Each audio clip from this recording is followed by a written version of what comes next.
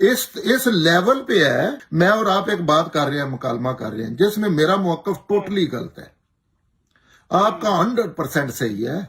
हम मुकालमा कर रहे हैं, उसमें आप सही मौकफ वाले ने मुझे कह दिया चल बदतमीज, आप तो जाहिल हैं, पता ही नहीं है आपको, लो आपकी आखिरत खराब हो गई है। अल्लाह क्या इतना सेंसिटिव, हालांकि मौकफ मेरा गलत है, मेरा अल्लाह के खिलाफ मौकफ था, आपका कुरान के मुताबिक था, पैगंबर की तालीम, लेकिन आपने अपने आप को तबाह कर लिया और आखिरत के वाले से तबाह कर लिया। और इस्लाम ये है कि आप कौन होते हैं।